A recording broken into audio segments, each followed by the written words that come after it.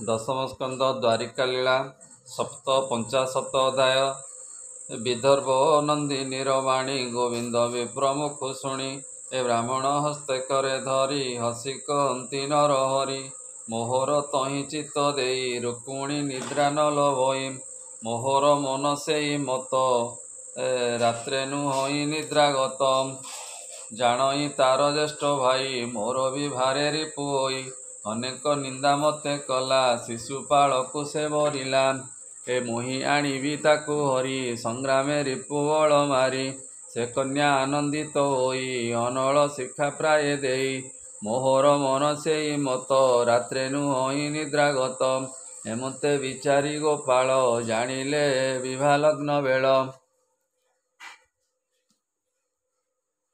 ଏ ଦାରୁକ ଭାଇ ଦାମୋଦର ବୋଇଲେ ରଥ ସଜ କର। ଶୁଣି ଦାରୁକ ଯାଇ ବେଗେ ଅଶ ଜୁଚିଲା ରଥ ଯୋଗେ।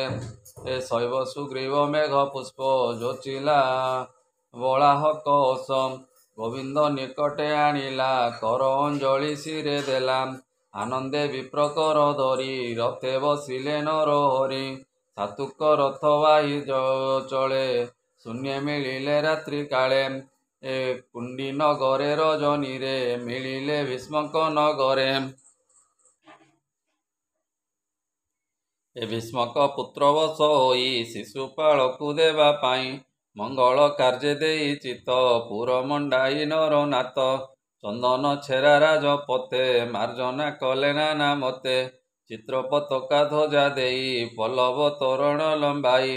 ହେମନ୍ତ ଅଳଙ୍କାର କରି ରାଜାର ଯେତେ ପରିବାରି। ଗନ୍ଧ ଚନ୍ଦନ ଫୁଲ ମାଳ ବିବିଧ ନାନା ଉପହାର। ନାରୀ ପୁରୁଷେ ସଜ ହୋଇ ଗୃହେ ଅଗରୁ ଧୂପ ଦେଇ। ମଙ୍ଗଳ ସାଧେ ବିପ୍ରଜନ ରାଜା କରାଇଲେ ଭୋଜନ। ପିତୃଦେବତା ପୂଜା ସାରି ବ୍ରାହ୍ମଣେ ସ୍ତୁତି ବାକ୍ୟ କରି। ମଙ୍ଗଳ ଘୋଷ ନାନା ବାଦ୍ୟ ବିପ୍ରେ ପଢ଼ନ୍ତି ଶୁଭେ ବେଦ। ଯୁବତୀ ଗଣ ଗୀତ ରସ ବିପ୍ରେ କରନ୍ତି ଅଧିବାସ। ମଙ୍ଗଳ ଗୀତ ବଧୂଜନ କନ୍ୟାକୁ କରାଇଣ ସ୍ନାନ। କୁସୁମ ବସ୍ତ୍ର ଅଳଙ୍କାରେ ମଙ୍ଗଳ ସୂତ୍ର ବାନ୍ଧି କରେ। ଉତ୍ତମ ଅଳଙ୍କାର ଦେଇ ମଙ୍ଗଳ ନାଦେ ଗୀତ ଗାଇ। ବ୍ରାହ୍ମଣ ବେଦ ମନ୍ତ୍ର ଦୀକ୍ଷା କନ୍ୟାକୁ କରାଇଲେ ଶିକ୍ଷା। ଏ ଗୋଚର ଗ୍ରହ ଶାନ୍ତି ଅର୍ଥେ ଅଥର୍ବ ବେଦୀ ପୁରୋହିତେ। ହୋମ କରାଇ ଗ୍ରହ ଶାନ୍ତି ଆନନ୍ଦ ମନେ ମହୀପତି। ସୁବର୍ଣ୍ଣ ବସ୍ତ୍ର ରୂପା ତିଳ ଗୁଡ଼େ ମିଶାଇ ନାନା ଫଳ। ସୁବର୍ଣ୍ଣ ଶୃଙ୍ଗ ଧେନୁ ଦେଇ ବିପ୍ରଙ୍କୁ ସନ୍ତୋଷ କରାଇ। ବେଦ ଆଗମ ପଥ ଭେଦି ରାଜା ଜାଣଇ ସର୍ବସିଦ୍ଧି। ହେମନ୍ତେ ରାଜା ଦମ ଘୋଷ ଉତ୍ସବ କରି ନିଜ ଦେଶ।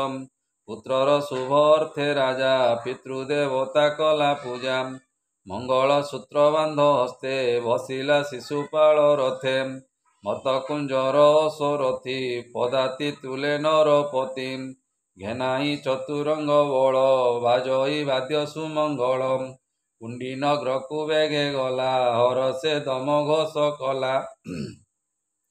ଭୀଷ୍ମକ ଆସି କିଛି ଦୂରେ ପ୍ରବେଶ କଲା ନିଜ ପୁରେ। ଉତ୍ତମ ଗୃହେ ବାସ ଦେଇ ପୂଜିଲା ଆସନେ ବସାଇ। ଶିଶୁପାଳର ପକ୍ଷ ହୋଇ ରାଜାଏ ମିଳୁଛନ୍ତି ଯାଇ। ଶାଲ୍ବ ସହିତେ ମହୀନାଥ ବିକଟ ଦନ୍ତ ବିଦୁରଥ। କୁଣ୍ଡକ ଆଦି ଯେତେ ଥିଲେ ସମସ୍ତେ ସାକ୍ଷାତ ମିଳିଲେ। ସ୍ୱଭାବେ କୃଷ୍ଣର ବୈରୀ ଶିଶୁପାଳର ହିତକାରୀ। ବୋଲନ୍ତି ରାମକୃଷ୍ଣ ଆସି ଗୋପତେ ସଭା ମଧ୍ୟେ ପଶି। ନପୁଣ କନ୍ୟା ହରି ନିଅନ୍ତି ହେମନ୍ତ ବୋଲି କଲେ ଭ୍ରାନ୍ତି। ମିଳିଲେ ଦଣ୍ଡ ସାଜି କରି ଯୁଦ୍ଧେ ମାରିବା ରାମ ହରି। ଶିଶୁପାଳକୁ କନ୍ୟା ଦେଇ ଧରଣୀ ମଧ୍ୟେ ଯଶ ଥୋଇ। ହେମନ୍ତ ଭାଳି ଦୃଢ଼ କଲେ ବିଦର୍ଭ ନଗରେ ମିଳିଲେ। ଯେ ଯାହା ଅଙ୍ଗ ବଳ ଘେନି ଶବଦେ କମ୍ପଇ ମେଦିନୀ। ଏକଥା ଶୁଣି ବଳରାମ ବିପକ୍ଷ ନୃପତି ଆଗମ। କୃଷ୍ଣ ଯେ ଗଲେ ଏକା ରଥେ ନପୁଣ ଗୋଳ ହୁଏ ପତେ। ହେମନ୍ତେ ମନେ ଶଙ୍କା କରି ସଜ ହୋଇଲେ ହଳଧାରୀ। ଉଗ୍ରସେନକୁ ଆଜ୍ଞା ଦେଲେ ସୈନ୍ୟ ତୁ ସାଜ ହୋ ବୋଇଲେ। ଅନେକ ବଳ ଘେନି ପାଶେ ଧାମନ୍ତି ଭାତୃ ସ୍ନେହ ଆସେ। ଏ 56 କୋଟି ଯଦୁ ବଳ ସଙ୍ଗତେ ଘେନି କାମ ପାଳ। କୃଷ୍ଣ ଆଗମ ଅନୁସରି ବେଗେ ମିଳିଲେ ହଳଧାରୀ। ପ୍ରବେଶ ବିଦର୍ଭ ନଗରେ କୃଷ୍ଣକୁ ଭେଟିଲେ ବାଟରେ। ଦେଖି ନ ମିଳେ ନାରାୟଣ ଏବେ ହୋ ନରରାଣ ଶୁଣ।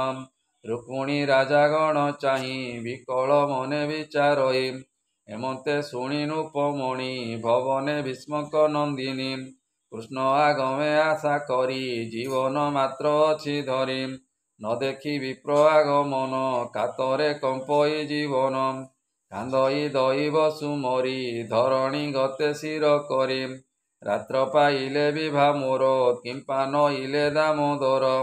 ବ୍ରାହ୍ମଣ ନଇଲା ମୋହର କେମନ୍ତେ ଧରିବି ଶରୀର। ସେ ହରି ପୁଣ୍ୟ ସୁଧା ନିଧି ମୁଁ ଅବା ପାପୀ ଅପରାଧୀ। ନିନ୍ଦିତ କର୍ମ ଦେଖି ମୋର କୋପ କି କଲେ ଚକ୍ରଧର। ବିବାହ ଅର୍ଥେ ମୋ ନଇଲେ ବିହି ଅବଳ ମତେ ହେଲେ। ଈଶ୍ୱର ସେବା ମୋର ନାହିଁ କୃଷ୍ଣ ଦେଖିବି ଅବା କାହିଁ। ମୋରେ ବା ବିମୁଖ ଭବାନୀ ଅନେକ ଅପରାଧ ଘେନି। ଏମତେ କୃଷ୍ଣ ଆଗମନେ ନିଶ୍ଚଳେ ଧ୍ୟାନ କଲା ମନେ। ଅଶ୍ରୁ ପୂରିତ ବେନି ଡୋଳେ ନିରାଶେ ରହିଲା ନିଶ୍ଚଳେ। କୃଷ୍ଣ ଆଗମେ ମନ ଦେଇ ଅମନ୍ତ୍ୟ ଶୁଭେ ପ୍ରକାଶଇ। ଏ ସ୍ଫୁରଇ ବାମ ନେତ୍ର କର ଜାନୁ କମ୍ପଇ ଥରହର। କୃଷ୍ଣ ଯେ ଯାଉଥିଲେ ପଥେ ବ୍ରାହ୍ମଣ ଘେନି ଏକାରତେ। ବୋଇଲେ ବିପ୍ରକୁ ଅନାଇ କହ ରୁକ୍ମିଣୀ ଆଗେ ଯାଇ। ଅଇଲୁ ବୋଲି ବେଗେ କହ ନ ଦେଖି ଛାଡ଼ିବଟି ଦେହ। ଶୁଣି ଗୋବିନ୍ଦ ବାଣୀ କନେ ବ୍ରାହ୍ମଣ ଗଲା ତୋଷ ମନେ। ରାଜାର ଭବନେ ପଶିଲା ରୁକ୍ମିଣୀ ନିକଟେ ମିଳିଲା। ନୟନେ ଦେଖି ବିପ୍ରବର ଚଞ୍ଚଳ ମନ କଲା ସ୍ଥିର। ବ୍ରାହ୍ମଣ ହରଷ ବଦନ ରୁକ୍ମିଣୀ ଚାହିଁ ତୋଷ ମନ। ଶୁଭ ଲକ୍ଷଣ ଦେଖି ତାର ଚରଣେ କଲା ନମସ୍କାର। ଏବେନି ଚରଣେ କର ଦେଇ ପୁଛଇ ବିପ୍ରମୁଖ ଚାହିଁ। ଏ ବ୍ରାହ୍ମଣ କହେ ଶୁଭ ବାଣୀ ବିଜୟ କଲେ ଚକ୍ରପାଣି। ସତ୍ୟ ବଚନ ମତେ କହି କୃଷ୍ଣ ହୋଇଲେ ତୋତେ ନେଇ। ଏ ଭରିବୁ କମଳାର ବର ଧନ୍ୟ ଗୋ ଜୀବନ ତୋର। ଏ କୃଷ୍ଣ ଆଗମ କଥା ଶୁଣି ଆନନ୍ଦ ସାଗରେ ରୁକ୍ମିଣୀ। ବୁଢ଼ୀ ହୋଇଲା ଚନ୍ନ ଚନ୍ନ ନିକଟେ ନ ଦେଖଇ ଜନ। ଅନ୍ୟ ପ୍ରାୟ କନ ଗଣଇ ବ୍ରାହ୍ମଣ ଚରଣେ ପୂଜଇ। ଏମନ୍ତେ ଶୁଣ ନର ନାଥ କୃଷ୍ଣ ହୋଇଲେ ଏକାରତ। ଏ ଦୂତେ ଯେ ଜଗିଥିଲେ ପଥେ କୃଷ୍ଣ ଦେଖିଲେ ଦେବରତେ। ରାମର ସଙ୍ଗେ ଯଦୁବଳ ଶୁଭଇ ମୁଖ ରାବ ଗଳ। ବେଗେ ଭୀଷ୍ମକ ଆଗେ ଯାଇ କହନ୍ତି ଶିରେ କର ଦେଇ। ଶୁଣ ଭୀଷ୍ମକ ମହୀପାଳ ଶୁଣିଲୁ ମୁଖ ରାବ ଗଳ। ରାମ ଗୋବିନ୍ଦ ସୈନ୍ୟ ଘେନି ନଗ୍ରେ ପଶିଲେ ଏହି କ୍ଷଣି। ଅନେକ ବଳ ତାଙ୍କ ପାଶେ ବିବାହ ଦେଖିବାର ଆସେ। ସଙ୍ଗେ ଅଇଲେ ବେନି ଭାଇ କହିଲୁ ଆମ ଦୋଷ ନାହିଁ। ଶୁଣି ସମ୍ଭ୍ରମେ ନୃପବର ଘେନାହିଁ ନାନା ଉପହାର। ସୁବର୍ଣ୍ଣ ପାତ୍ରେ ମଧୁରସ ଘେନାହିଁ ନୀଳ ପୀତ ବାସ। ବିବିଧ ଉପହାର ଘେନି ଭାବେ ପୂଜିଲା ଭାଇ ବେନି। ଏ ଉତ୍ତମ ଗୃହେ ଦେଲା ସ୍ଥାନ ପୂଜିଲା ଯେ ବିଧି ବିଧାନ। ରାଜାଏ ଆସିଛନ୍ତି ଯେତେ ପୂଜିଲା ଯଥାବିଧି ମତେ।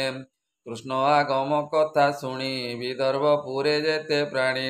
ସକଳେ ନିଜ ଘର ଛାଡ଼ି ଧାଇଁଲେ ରାଜପଥ ମାଡ଼ି। କୃଷ୍ଣକୁ ଦେଖିବେନି ନେତ୍ରେ ଅଞ୍ଜଳି କରି କର ପତ୍ରେ। ଗୋବିନ୍ଦ ମୁଖ ପଦ୍ମ ରସ ପିବନ୍ତେ ମନ ନୁହେଁ ତୋଷ। ଆନନ୍ଦେ ବୋଲନ୍ତି ଯୁବତୀ ରୁକ୍ମିଣୀ ସଦୃଶ ଏ ପତି। କନ୍ୟା ସଦୃଶ ଏହି ବର ତୁଳନା ନାହିଁ ତିନି ପୁର। ଆତ୍ମାର ପୁଣ୍ୟ ଫଳ ଯେତେ ତେଣେ ଈଶ୍ୱର କୃପା ଚିତେ। ପ୍ରସନ୍ନ ହୁଅନ୍ତି ଶୂଳଧର ରୁକ୍ମିଣୀ ଲଭୁ ଏହି ବର। ଏମନ୍ତେ ବୋଲୁ ବୋଲୁ ଜନ ଶୁଭିଲା ନାନା ବାଦ୍ୟମାନ। ରୁକ୍ମିଣୀ ଘେନି ବିପ୍ର ନାରୀ ସଙ୍ଗେ ଅନେକ ପରିବାରୀ। ଆବୋରି ଚତୁରଙ୍ଗ ବଳ ଶୂନ୍ୟେ ଦେଖନ୍ତି ଦିଗପାଳ। ବୀରେ ଆବୋରି ଚଉପାଶେ ଗର୍ଜନ୍ତି ରିପୁ ବଳ ତ୍ରାସେ। ମୃଦଙ୍ଗ ଶଙ୍ଖନାଦ ଭେରି ଶୁଭଇ ଦଶ ଦିଗ ପୁରୀ।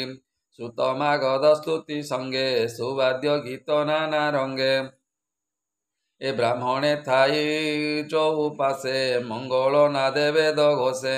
ବେନି ଚରଣେ ଚାଲେ ପଥ ଅମ୍ବିକା ପୂଜାର ନିମିତ୍ତ କୃଷ୍ଣ ଚରଣେ ମନ ଦେଇ ଚାଲଇ ଚଉଦିଗେ ଚାହିଁ ମାତାଙ୍କ ସଙ୍ଗେ ଗଲେ ପଥେ କଥା ନ କହି ମାନ୍ୟ ଚିତେ ରାଜକୁମରେ ଆଗ ସରି ଚାଲନ୍ତି ନାନା ଶସ୍ତ୍ର ଧରି ଶତ ସହସ୍ର ପରିବାରୀ କରେ ଚାମର ଛନ୍ତି ଧରି ଆଗେ ଖଟନ୍ତି ବେଶ୍ୟା ନାରୀ ଚଳନ୍ତି ରଙ୍ଗେ ନୃତ୍ୟ କରି ଏ କନ୍ୟା ଆବରି ଯୁଥ ଯୁଥ ସୁନ୍ଦର ଦିଶେ ରାଜପଥ ମିଳିଲେ ଦେବୀଙ୍କର ଆଗେ ହାନ୍ଦୋଳା ଉତାରିଲା ବେଗେ ସୁଗନ୍ଧ ପୁଷ୍ପରତ୍ନ ରଙ୍ଗେ ବ୍ରାହ୍ମଣ ନାରୀ କନ୍ୟା ସଙ୍ଗେ ଦେବୀ ଭୁବନେ ଯାଇ ମିଳି କାମିନୀ ଦିଅନ୍ତି ହୁଳ ହୁଳି ଏ କର ଚରଣ ମୁଖ ଧୋଇ ରୁକ୍ମିଣୀ ହସ୍ତେ ପୁଷ୍ପ ଦେଇ ଦେବୀ ଅଗ୍ରତେ ଦେଇ କରି ପାରୁଷେଛନ୍ତି ବିପ୍ର ନାରୀ ବୟସେ ଅଧିକ ଅଟନ୍ତି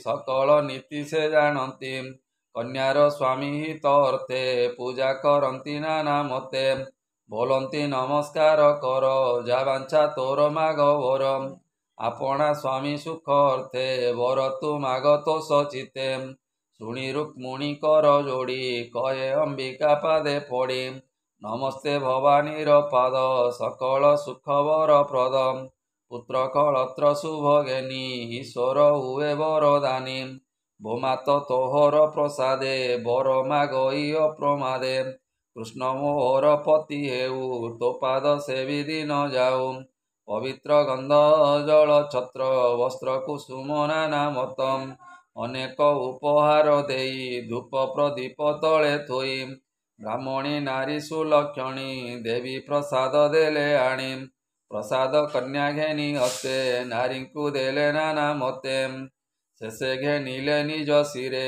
ନମିଲେ ଦେବୀଙ୍କ ପୟରେ ମୌନ ବ୍ରତ ଗଲା ଦୂର ମନ୍ଦିରୁ ହୋଇଲେ ବାହାର ସଖିଏ ବାମ ପାଶେ ଥିଲେ ତାହାରି ହସ୍ତେ ହସ୍ତ ଦେଲେ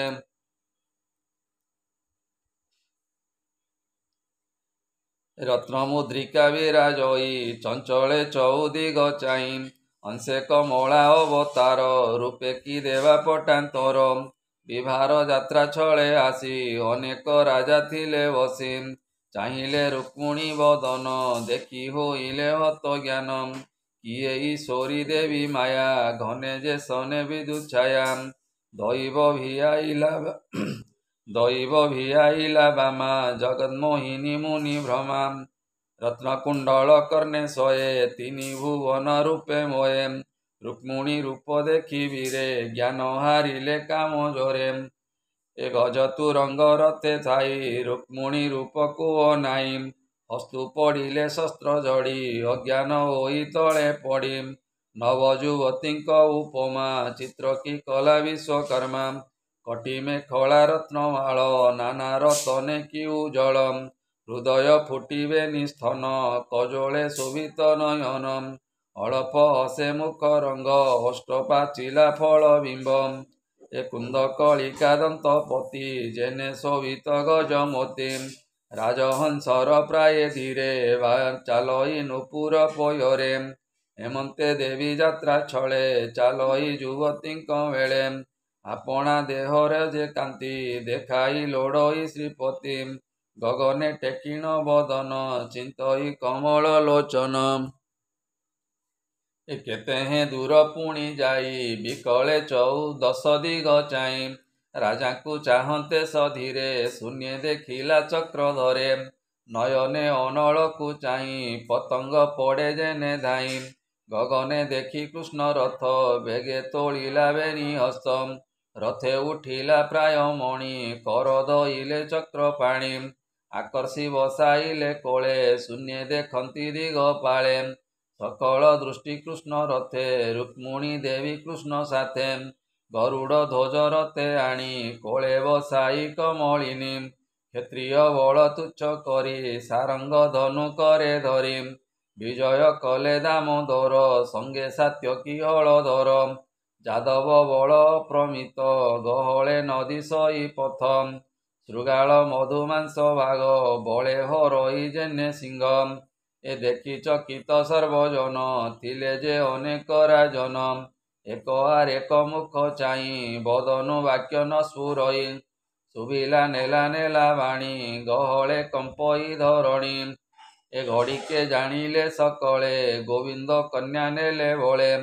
କୃଷ୍ଣର ରିପୁରାଜା ଯେତେ ବିବିଧ ଅସ୍ତ୍ର ଧରି ହସ୍ତେ। ଶିଶୁପାଳଙ୍କ ସଭା ତଳେ ପ୍ରତିଜ୍ଞା କରୁଛନ୍ତି ବଳେ। ଆମ୍ଭେ ଆଣିବା ଯୁଦ୍ଧ କରି ସଂଗ୍ରାମେ ରାମକୃଷ୍ଣ ମାରି।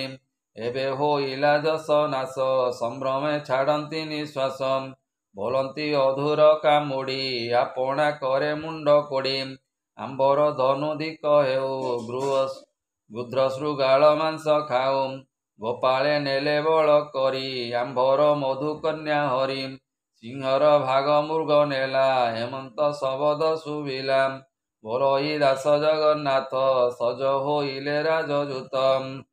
ଇତି ଶ୍ରୀମଦ୍ଭାଗବତେ ମହାପୁରାଣେ ପାରମହଂସ୍ୟାଂ ସହିତାଂ ବାର୍ଷିକ୍ୟାं ଦଶମସ୍କନ୍ଧେ ରୁକ୍ମିଣୀ ହରणे ନାମ ସପ୍ତପଞ୍ଚାଶତୋऽଧ୍ୟାୟः। बोल आनंदे कवार हरि हरि बोल।